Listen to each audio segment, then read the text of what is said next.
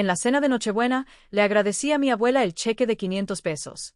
Dejó de cortar el pavo, dejó el cuchillo con cuidado, me miró fijamente a los ojos y dijo, el regalo que te envié fue de $1.000.000. Cuando mi abuela dijo esas palabras, todo el comedor quedó en silencio. Las luces del árbol de Navidad seguían parpadeando, pero todo lo demás pareció congelarse. Me llamo Hazel Rivera. Tengo 32 años y trabajo como contadora forense en Fargo, Dakota del Norte. Mi trabajo consiste en rastrear cifras que la gente se esfuerza por ocultar. Esa noche en Knoxville, Tennessee, en casa de mi familia, acababa de abrir el sobre blanco que mi madre me había entregado por encima de la mesa. Dentro había un cheque por $500. Me puse de pie y le di las gracias a mi abuela en voz alta, asegurándome de que todos oyeran. Ella estaba a la cabecera de la mesa, trinchando el pavo como siempre hacía cada Nochebuena. Pero en cuanto le di las gracias por los $500, su rostro cambió. Dejó el cuchillo de trinchar con un suave tintineo, me miró fijamente y preguntó con voz tranquila pero temblorosa, «El regalo que te envié fue de $1.000.000. ¿A dónde fue? ¿Por qué?» La habitación quedó en completo silencio. Nadie tocó la comida. Nadie habló. Podía oír el crepitar del fuego en la chimenea, pero eso era todo. Esa sola pregunta convirtió nuestra cena familiar de Navidad en algo que ninguno de nosotros olvidaría jamás. Si alguna vez tuviste una cena navideña que salió completamente mal, una que lo cambió todo, deja un comentario abajo y cuéntamelo. ¿Dónde estabas? ¿Qué pasó? Comparte tu historia. Y si algún drama familiar durante las fiestas te afecta, dale a me gusta. Veamos cuántos hemos pasado por eso. El teléfono sonó mientras estaba absorto en una hoja de cálculo, cruzando discrepancias en un informe de gastos corporativo. Era tarde y el viento aullaba fuera de la ventana de mi apartamento en Fargo, haciendo vibrar los cristales mientras otra ola de nieve se acumulaba contra el edificio. Miré el identificador de llamadas y vi el nombre de mi hermano. Beckett sonó animado desde el principio, y empezó a hablar de trivialidades sobre la ola de frío que también azotaba Tennessee. Me preguntó cómo me trataba el invierno en el norte, bromeando que ya debía estar acostumbrado. Luego cambió de tema. Me sugirió que tal vez este año podría evitar ir a casa por Navidad. La abuela Florence se sentía cansada últimamente, dijo, y el médico recomendó mantener un perfil bajo para evitarle estrés innecesario al corazón. Demasiada gente, demasiada emoción. Quizás no sea la mejor idea. Añadió que los vuelos de Fargo a Knoxville eran bastante caros durante las fiestas, sobre todo a última hora. De todas formas, mi trabajo me mantenía ocupado. ¿No? No hacía falta gastar tanto dinero y tiempo viajando cuando todo estaba tranquilo por allá. Había algo en su tono que no sonaba bien, demasiado refinado, como si estuviera leyendo un guión. Entonces cometió un desliz. Mamá dijo que, o sea, el médico cree que la abuela necesita reposo absoluto. Se corrigió rápidamente, pero ya era demasiado tarde. Lo había pillado. Lo presioné. ¿Por qué sería mamá la que hablaría del consejo del médico? Se rió, diciendo que solo quería decir que la familia lo había hablado con el médico. Cambió de tema a algunas noticias locales de su país y luego finalizó la llamada más rápido de lo habitual, prometiendo ponerse al día pronto. Después de colgar, me quedé allí sentado, mirando las pantallas. Los números del trabajo se confundían. Beckett nunca había sido de los que se preocupaban por mis gastos de viaje. Ya me había pedido dinero prestado sin pensárselo mucho. Y a la abuela Florence siempre le encantaba la idea de reunir a todos para las fiestas. Le encantaba, contando las mismas historias año tras año. La inquietud me atormentó toda la noche. Intenté apartarla y terminar mi análisis, pero no podía concentrarme. Finalmente, alrededor de la medianoche, cedí y abrí la app del banco en mi teléfono. Había una cuenta conjunta que mi abuela me había abierto cuando empecé la universidad, una especie de fondo fiduciario, con algunos ahorros que había ido guardando a lo largo de los años. Me había dicho que era para emergencias o para grandes pasos en la vida, como el enganche de una casa algún día. Casi nunca lo revisaba. El saldo se había mantenido estable durante mucho tiempo, pero esa noche inicié sesión de todos modos. Las transacciones recientes se cargaron y mi corazón se paró. Allí estaba, una transferencia bancaria por $1.000.000. El memorándum decía, para mi querida Hazel, con todo mi cariño, abuela Florence. La fecha era apenas un par de semanas antes. Bajé la página. Al día siguiente, una transferencia por $999.800. Destino, una cuenta externa que no reconocí. El saldo restante era solo un par de miles, suficiente para evitar que llegara a cero y activar alertas. Se me enfriaron las manos. Dejé el teléfono y me puse de pie, paseando por la pequeña sala. No podía ser un fallo técnico. Cables de ese tamaño requerían verificación, y la naturaleza conjunta significaba que alguien con acceso lo había iniciado. Pero hacía años que no tocaba la cuenta. Mi abuela me lo habría dicho directamente si me hubiera enviado algo tan grande. Siempre había sido muy directa con sus regalos. ¿Quién más tenía acceso? La cuenta era compartida con ella, pero una vez mencionó que su madre la ayudó a administrar algunas de sus finanzas a medida que envejecía, solo por comodidad. Poderes notariales, quizás para facturas y cosas así. Común en familias cuando alguien llega a los 80. Me serví un café recién hecho, aunque era tarde, y volví a sentarme. El apartamento estaba más silencioso de lo habitual, la nieve lo impedía todo. Repasé en mi cabeza la llamada de Beckett, la vacilación cuando mencionó a mamá, el impulso para mantenerme alejada este año. Por la mañana, la sospecha se había endurecido y convertido en algo más agudo. Lo primero que hice fue llamar al banco y verificar las transacciones por teléfono con preguntas de seguridad. El representante confirmó que la transferencia saliente se había autorizado correctamente desde una dirección IP en el área de Knoxville. Eso lo sé yo. Alguien cercano lo había hecho, y no querían que estuviera en casa por Navidad porque temían que lo descubriera. Pasé los siguientes días dándole vueltas durante los desplazamientos y las pausas para comer. El trabajo exigía concentración. Un cliente importante dependía de mi informe para descubrir una malversación millonaria. Pero mis pensamientos seguían yendo hacia el sur. La distancia de Fargo a Knoxville parecía más lejana que nunca, más de 1000 millas de carretera interestatal y mal tiempo. Beckett me envió un par de mensajes después de la llamada, cosas informales sobre planes de vacaciones sin mí. Respondí con neutralidad, ganando tiempo. Todavía no ha habido enfrentamientos, al menos no por teléfono. Cuanto más lo pensaba, más claro se volvía el patrón. El regalo de la abuela había sido interceptado antes de que me llegara por completo, y la persona responsable sabía exactamente cómo hacerlo parecer legítimo. No estaba listo para acusar a nadie abiertamente, pero sabía que tenía que irme a casa. Saltarme la Navidad ya no era una opción. Comencé a investigar con cuidado, manteniendo todo personal para no cruzar ninguna línea ética en el trabajo. Al principio, pensé en las peores posibilidades para Beckett. Siempre había sido impulsivo con el dinero, así que pensé que tal vez se debía a deudas de juego o a una mala inversión que se estaba comiendo el dinero rápidamente. Busqué en registros públicos y viejos patrones de transacciones que recordaba de cuando compartimos algunos gastos familiares años atrás. No encontré nada obvio de su parte de inmediato. No hubo retiros inusuales ni señales de alerta que indicaran adicción o pérdida. Me tomó paciencia, pasar noches enteras navegando por bases de datos gratuitas en línea y verificando lo poco a lo que podía acceder sin iniciar sesión en herramientas profesionales. Al final, el camino me llevó a un lugar que no esperaba. La mayor parte del giro había llegado a una cuenta a nombre de Drake Ingram, el novio de Beckett desde hacía años. Llevaban años juntos, viviendo abiertamente en Knoxville, donde la mentalidad había cambiado lo suficiente como para que se sintiera normal. Una vez que tuve ese nombre, las piezas encajaron más rápido. Reservamos los billetes de ida y vuelta a Roma en clase ejecutiva casi inmediatamente después de que se completara el transbordo. Luego, hicimos las conexiones a Venecia. Reservamos un hotel de 5 estrellas en pleno Gran Canal, de esos con servicio privado de góndola y vistas que la gente publica para conseguir me gusta. Un gran depósito se destinó a un resort de lujo en las montañas humeantes, el tipo de lugar que celebra bodas de lujo con vistas a la montaña y menús personalizados. La cantidad coincidía con lo que necesitaban para reservar fechas y proveedores para un evento elaborado. Luego estaba la compra en un distribuidor autorizado de Rolex en Atlanta, un datejust de hombre, o algo similar, a juzgar por el precio. Clásico, lo suficientemente llamativo como para llamar la atención sin ser excesivo. Sus redes sociales lo confirmaron todo. Empezaron a aparecer fotos, los dos en un puente de Roma al atardecer, abrazados, con el Coliseo de fondo. Subtítulos como Nuevos capítulos o Sueños hechos realidad.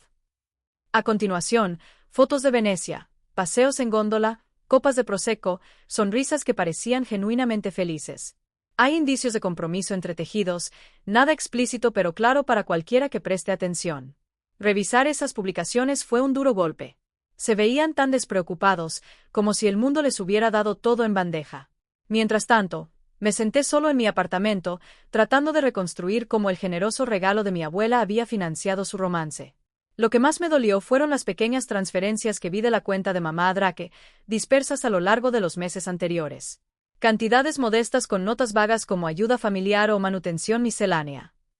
Nada enorme por sí solo, pero el patrón sugería que había estado allanando el camino para cualquier plan que tuvieran.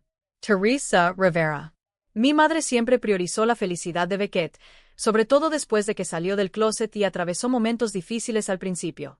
Hacía todo lo posible por protegerlo de cualquier juicio o adversidad. Las noches se volvían desveladas. Me quedaba despierto mirando al techo, esperando que todo fuera una coincidencia, que quizá la abuela también hubiera querido algo para ellos, y simplemente lo hubiera mandado de forma extraña. Pero el momento no mentía. El dinero se movió antes de que yo supiera siquiera que existía. La duda se apoderó de mí en oleadas. Una parte de mí quería llamar a Beckett, exigirle respuestas, oírle justificarlo como un préstamo o un malentendido. Pero otra parte, el lado analítico entrenado para detectar el fraude, sabía que la confrontación ahora solo les daría tiempo para cubrir huellas. Seguí recopilando capturas de pantalla en silencio. Cada publicación, cada fragmento de recibo visible en las historias, cada me gusta y comentario que llenaban la cronología. Retrató un esfuerzo coordinado, no un acto solitario de desesperación. La participación de mamá fue lo más doloroso. Nos había educado para valorar la honestidad, o eso creía yo. Ver a quienes apoyaban las transferencias fue una confirmación de que sabía lo suficiente como para permitirlo. Al cerrar mi portátil cada noche, el cansancio se mezclaba con la ira. El apartamento se sentía más pequeño. Las paredes se cerraban con preguntas que aún no podía expresar. Los enfrentamientos directos por mensajes o llamadas me arriesgaban a desmentidos que jamás podría demostrar. Mantenían la ventaja de jugar en casa en Knoxville. Necesitaba ver sus caras, ver sus reacciones en persona. El silencio se convirtió en mi estrategia. Respondía a los mensajes familiares con actualizaciones neutrales sobre mi trabajo, nada más. Que pensaran que tal vez seguiría sin ir. En su interior, la determinación se fortalecía con firmeza. No se trataba solo del dinero. Era la traición que se sumaba, usar la confianza de la abuela, su amor por mí, para impulsar su mejora de vida sin pensarlo dos veces. La carpeta de evidencias en mi escritorio se hizo más grande. Las páginas impresas se apilaron cuidadosamente para su copia de seguridad. Ya no me apresuraba a juzgar. Del caos surgió la claridad. Cualesquiera que fueran sus razones, habían elegido el secreto por encima de la familia. Y esa decisión tuvo consecuencias que yo pretendía hacer realidad. Enfrentarlos directamente era el único camino que quedaba. La duda me consumió por completo en los días siguientes. Me quedaba en la cama durante horas, con la mirada fija en el techo oscuro, repasando cada posible escenario. ¿Y si me equivoqué por completo?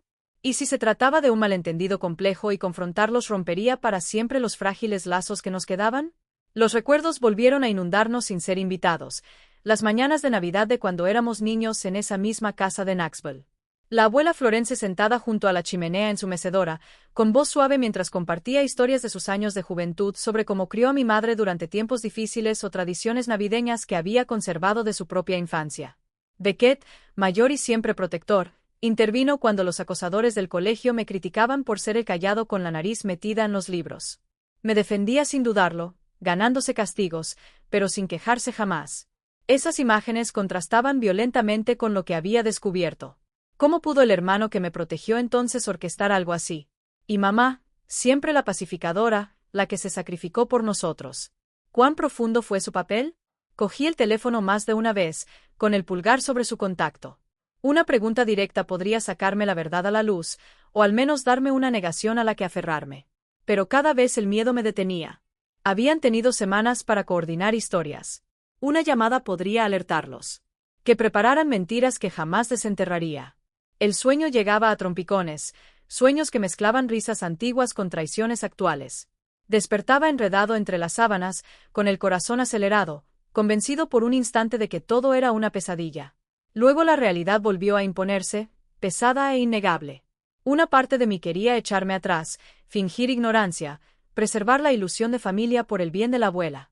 A su edad, ella merecía unas vacaciones tranquilas, no el caos. Pero ignorarlo me pareció una cobardía, como dejarlos ganar. La batalla interna se desarrollaba durante los momentos tranquilos en el trabajo, mientras mirábamos los informes sin verlos. Mis compañeros notaron mi distracción y me preguntaron si todo iba bien. Les quité importancia con excusas sobre el estrés de las vacaciones. Al final, la determinación se endureció. Huir no solucionó nada. Confirmé mi vuelo a Knoxville, el que había reservado meses antes. Sin cambios ni señales de que algo anduviera mal. La preparación se convirtió en mi ancla. Organicé los archivos digitales en una estructura de carpetas ordenada, capturas de pantalla, enlaces con fecha y hora, todo guardado en favoritos, y los dupliqué en una pequeña memoria USB que llevaba en mi equipaje de mano. Como respaldo, imprimí las páginas clave en una tienda local, encuadernándolas sin apretar en una carpeta manila sencilla. Sin etiquetas, nada obvio. Tomé notas en un papel, 2 preguntas específicas, formuladas de forma neutra, y los puntos a plantear en orden. Recordatorios para mí mismo en los márgenes. Mantén la calma. Escucha las respuestas. Observa tu lenguaje corporal. Mi entrenamiento entró en acción. La evidencia solo importaba si se presentaba sin ninguna emoción que la nublara. Empacar parecía una tarea mecánica. Ropa abrigada para el invierno más suave de Tennessee, regalos que ya había comprado para mantener la normalidad. El sobre con las impresiones fue colocado en el fondo de mi maleta, con un peso para que no se moviera. En el aeropuerto de Fargo, las filas para facturar avanzaban lentamente. El personal de seguridad revisaba las maletas. Los anuncios resonaban en el aire. Al subir al avión, elegí un asiento de ventanilla y me abroché el cinturón mientras los motores aceleraban. El despegue me hizo retroceder. Las luces de la ciudad se desvanecían entre las nubes. Las horas se alargaban por delante, probablemente conexión en Minneapolis y luego dirección sur. Me quedé mirando las interminables extensiones blancas que pasaban a la deriva, mientras mi mente divagaba hacia lo que me aguardaba en el suelo. Esta ya no era una simple visita de vacaciones. Era como adentrarme en territorio hostil donde los enemigos compartían mi sangre. La estrategia importaba. Observar primero, hablar al final. Las turbulencias sacudían la cabina, reflejando ocasionalmente mis pensamientos. Los auxiliares de vuelo me ofrecieron bebidas. Las rechacé y, en cambio, tomé agua. Sin distracciones de películas o música, solo planificar secuencias y anticipar desvíos. Al comenzar el descenso, sonaron las señales de los cinturones de seguridad. Las luces de la pista de Knoxville aparecieron entre los claros de las nubes, familiares incluso después de años de ausencia. Las ruedas tocaron el suelo suavemente. Recogí mi maleta y caminé con la multitud por la terminal. El mostrador de alquiler de coches fue rápido, una SUV compacta para el corto trayecto a casa. La carretera hacia el sur parecía inalterada, vallas publicitarias y salidas que conocía desde la infancia. El tráfico navideño se espesaba cerca del pueblo, las radios sonaban villancicos en los coches que pasaban. Al llegar al barrio, hileras de luces iluminaban tejados y jardines. Nuestra casa familiar se alzaba al final de la calle sin salida, con el porche brillando cálidamente y coronas de flores en las puertas. Aparqué junto a la acera y apagué el motor. Durante un largo rato, permanecí sentado, agarrando el volante y respirando hondo. El peso en mi pecho se apretaba más al verlo todo tan festivo, tan inocente desde afuera. Agarré mis maletas y caminé por el camino familiar hasta la puerta principal. Se abrió antes de que llamara, sonrisas y abrazos, voces expectantes que se entremezclaban con bienvenidas. Forcé una sonrisa y devolví los abrazos con suavidad. «Qué bueno estar aquí», dije, entrando como si nada hubiera cambiado. Todo lo tenía. La cena de Nochebuena transcurrió con toda la calidez superficial que nuestra familia pudo reunir. La conversación fluyó a trompicones. Temas tranquilos como las recientes nevadas en Fargo, como los proyectos laborales del año estaban terminando o recordando festividades pasadas, cuando todo parecía más sencillo. Se oyeron risas, pero fueron algo forzadas y murieron rápidamente en pausas incómodas llenas del tintineo de los cubiertos. Papá se sentó en su sitio habitual, cerca del final de la mesa, asintiendo de vez en cuando le hablaban directamente. Aportaba poco más, concentrado en su plato, como si la comida requiriera toda su atención. Esa presencia silenciosa siempre había sido su estilo, especialmente durante las reuniones. Finalmente, todos se acomodaron, con los platos repletos de pavó asado, relleno y salsa de arándanos. La abuela Florence ocupó su lugar a la cabeza, cortando las porciones con mano firme a pesar de su edad. Mamá esperó hasta que los platos hubieran hecho su ronda y la gente estuviera comiendo antes de alcanzar algo que estaba al lado de su silla. Sacó un sobre blanco y sencillo y lo deslizó sobre el mantel hacia mí con una suave sonrisa. Su voz tenía ese tono amable que usaba para los momentos especiales. «Esto es de la abuela.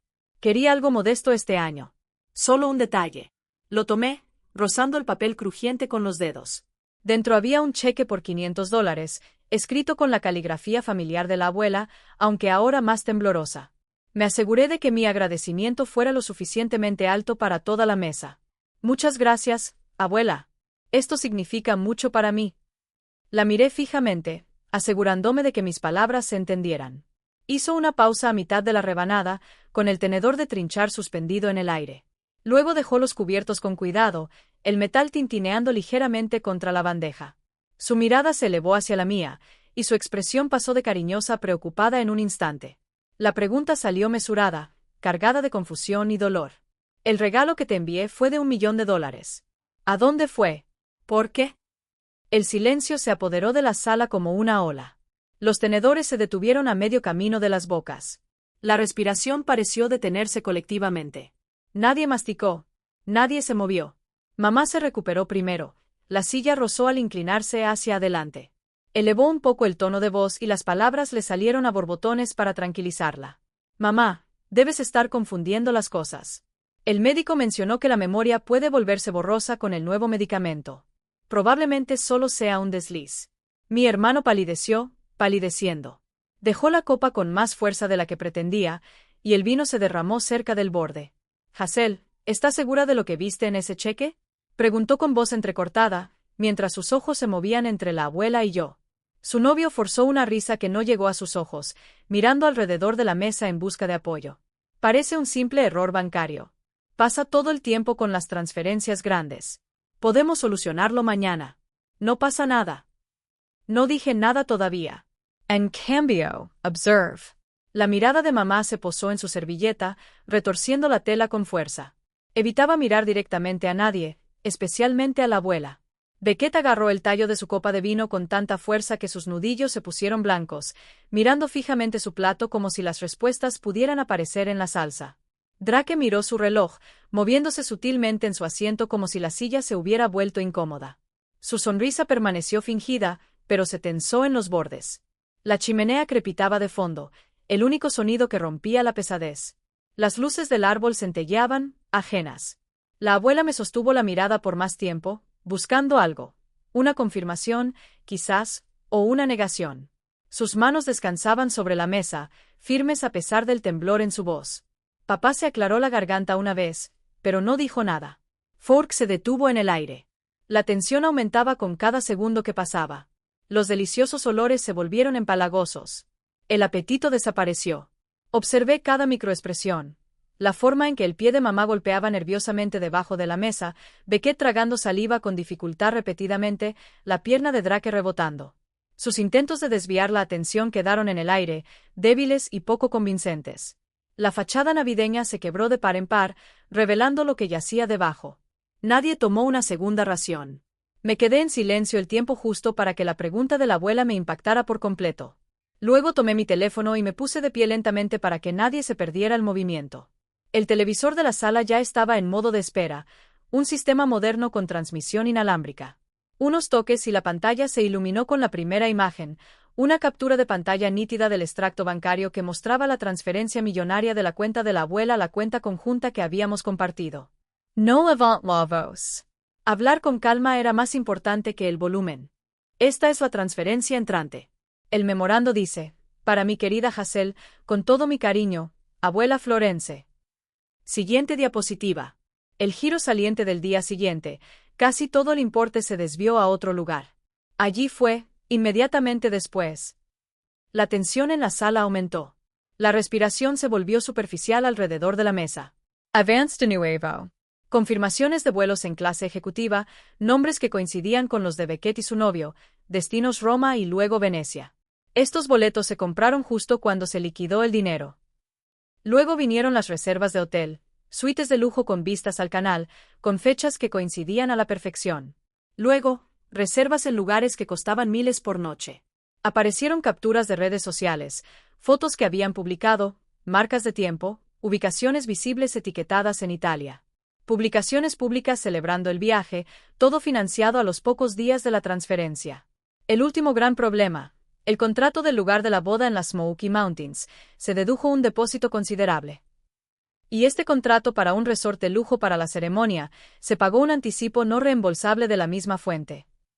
Lo expuse metódicamente, siguiendo el flujo paso a paso, sin acusar en mi tono, solo hechos. El dinero originado por la abuela, destinado a mí, se desvió casi en su totalidad a la cuenta de su novio, gastado en viajes y planes futuros. Mi hermano se removió incómodo. Ahora tenía el rostro enrojecido en lugar de pálido. Se inclinó hacia adelante, con las manos abiertas en señal de súplica. No es lo que parece. Solo lo pedimos prestado temporalmente para los gastos de la boda. Juro que planeábamos devolverlo cuando la situación se estabilizara. Se suponía que sería algo a corto plazo. La silla de su novio se apartó bruscamente. Con las mejillas rojas, se puso de pie con voz cortante. No pienso sentarme aquí para este lío familiar. Tomó su abrigo del perchero cercano y se dirigió furioso hacia la puerta. El portazo resonó por toda la casa como un disparo, cortando cualquier respuesta. La compostura de mamá se quebró al principio con la negación.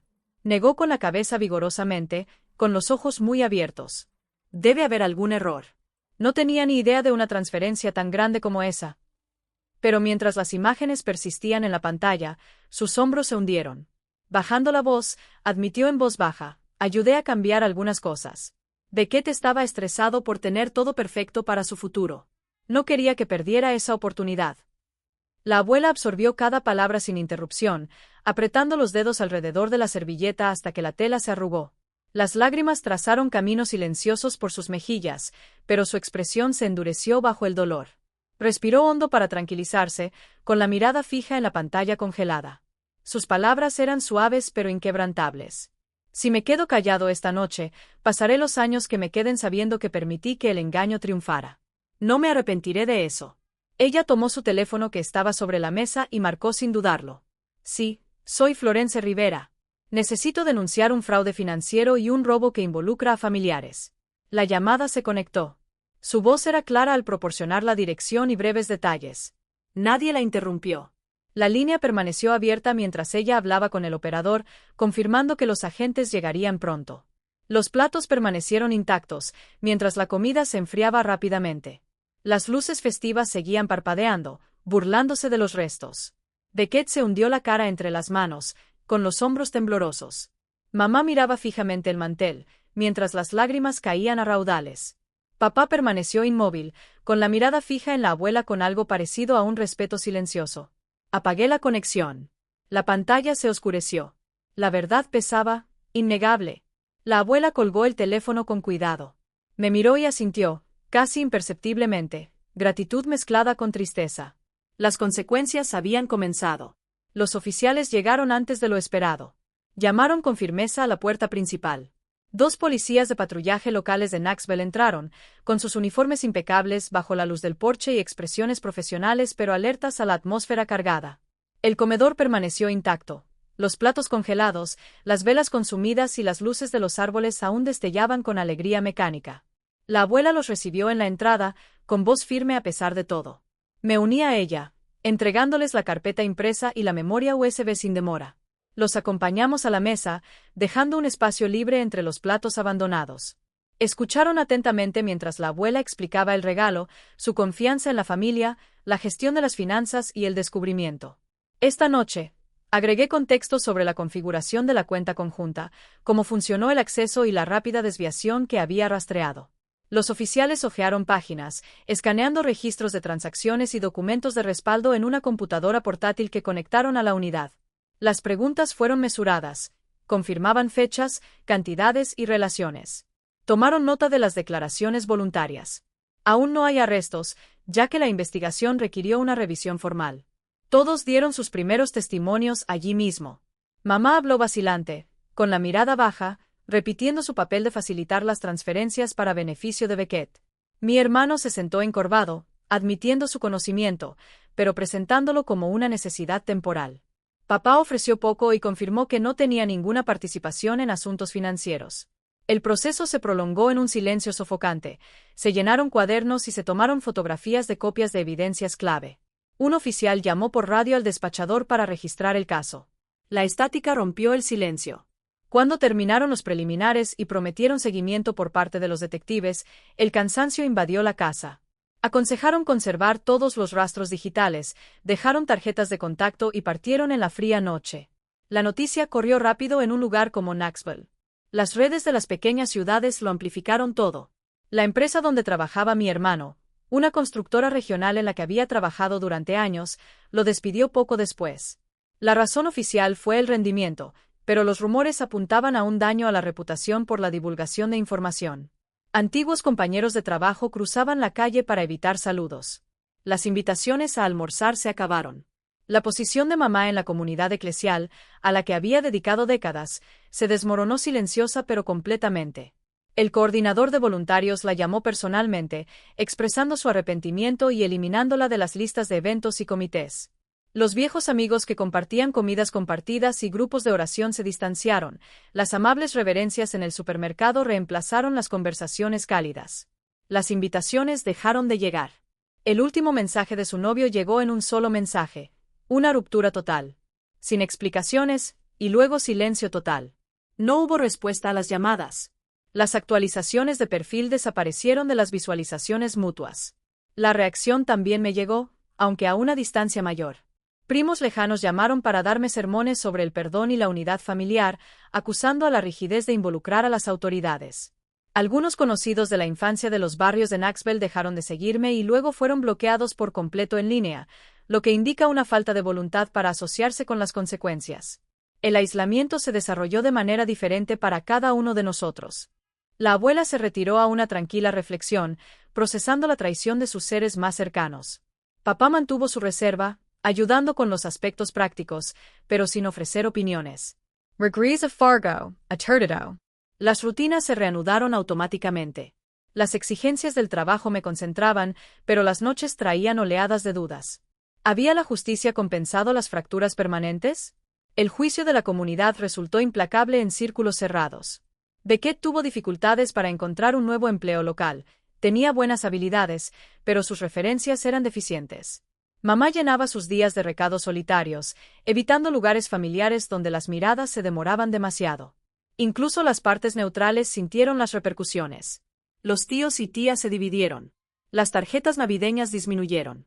Los costos personales aumentaron invisiblemente. El sueño se interrumpió. El apetito flaqueó. Los mensajes de antiguos contactos tenían un trasfondo de culpa, como si exponer la verdad me convirtiera en el villano. El precio de la transparencia se reveló gradualmente. Relaciones rotas sin remedio. Reputaciones alteradas para siempre. Vidas cotidianas transformadas por las revelaciones de una noche. El apoyo llegó inesperadamente a través de las llamadas ocasionales de la abuela, breves registros que confirmaban su elección y aliviaban parte del aislamiento. Pero la red familiar más amplia se desgastó irreparablemente y los hilos quedaron cortados. La sala del Tribunal Federal de Tennessee tenía su propio peso. Luces fluorescentes estériles, bancos de madera pulidas por años de uso, el leve zumbido de la anticipación antes de que comenzaran los procedimientos. Me senté en la galería con mi abuela a mi lado, su mano rozando de vez en cuando la mía para tranquilizarme. Los fiscales expusieron el caso metódicamente. Cargos de fraude electrónico derivados de la transferencia interestatal, elementos de falsificación en la manipulación de acceso y conspiración entre miembros de la familia. Los paquetes de pruebas reflejaban lo que había recopilado. Ahora son pruebas oficiales. Mamá y mi hermano presentaron declaraciones que evitaron un juicio. Las sentencias reflejaron la consideración de la primera infracción y la cooperación, con periodos de libertad condicional que se extendieron por años. Horas de servicio comunitario obligatorio registradas semanalmente, supervisión estricta con controles regulares y monitoreo financiero. Las órdenes encabezaban la restitución total. $1 millón de capital más intereses compuestos y multas, reembolsados mediante pagos estructurados deducidos automáticamente. El mazo del juez cayó con firmeza. No hubo encarcelamiento, pero sí restricciones que transformaron la vida cotidiana: toques de queda, permisos de viaje, prohibición de actividades financieras. Después llegaron cartas. Disculpas escritas a mano de mamá. Correos electrónicos reenviados por los abogados de Beckett. Peticiones de comprensión, promesas de cambio, peticiones de diálogo. No leí ninguno completo. No recibí respuestas. Bloquearon números de teléfono. Filtraron correos electrónicos a la papelera. Eliminaron cuentas de redes sociales de mis seguidores y grupos. Ruptura total, sin excepciones. La abuela se recuperó lentamente. Al principio, el dolor afloraba en momentos de tranquilidad, pero la resiliencia triunfó. Trabajó con especialistas del banco para crear una nueva cuenta. Seguridad en capas, doble factor en todo y acceso limitado estrictamente a nosotros dos. La transferencia se realizó sin grandes alardes. Exactamente $1 millón. Un memorando sencillo y sincero. Llegó un sobreaparte por correo, escrito a mano en papel grueso. En él, Escribió que este era el regalo que siempre había querido para mí, libre de interferencias y malentendidos. Sin condiciones, solo amor y orgullo en mi integridad. Lo usé prácticamente. Una casa modesta en un tranquilo barrio de Fargo. 3 habitaciones, estilo craftsman, con un porche con vista a un pequeño parque. El cierre fue surrealista, las llaves pesadas en la mano. Al principio, una habitación permaneció vacía a propósito, luego fue amueblada de forma sencilla. Una cama para invitados, una iluminación tenue y espacio para su maleta cuando las visitas coincidían con los vuelos hacia el sur desde Knoxville. Vino 2 veces ese primer año, y se queda creciendo más. Tardes en el sofá, compartiendo té, hablando de libros o de planes de jardinería, evitando viejas heridas. La reflexión se asentó con el tiempo. En lo material, la vida mejoró, una casa propia y estabilidad ganada. Pero la victoria nunca se sintió triunfal, más bien como una supervivencia. No gain ninguna superioridad moral. Simplemente me negué a dejar que el engaño permaneciera impune, incluso cuando el precio fue muy alto. La confianza familiar, una vez destruida por completo, desafía toda reparación. Las disculpas llegan demasiado tarde para reconstruir lo que la codicia destruyó. El mal silencioso y egoísta, prospera solo cuando las personas decentes eligen el silencio para preservar la comodidad. Decir la verdad lastimó a todos los involucrados, incluyéndome a mí. Sin embargo, vivir con complicidad habría sido más doloroso, habría corroído desde adentro. Algunos espectadores podrían llamarlo frío, es decir, cortar lazos para siempre. Otros entienden los límites como una cuestión de autopreservación. Para mí, la plenitud significó eliminar todo aquello que intentaba vaciarme. El regalo de la abuela, en ambas ocasiones, representó más que dinero. Primer intento robado. Segundo entregado intacto. Compró paredes y un techo, sí. Más importante aún, afirmó que la integridad tiene un valor que ningún robo puede tocar. Esa es la verdadera herencia, elegir la verdad sin importar las consecuencias. Porque cuando la gente buena se queda callada, el mal triunfa sin resistencia. No le daré ese lujo otra vez.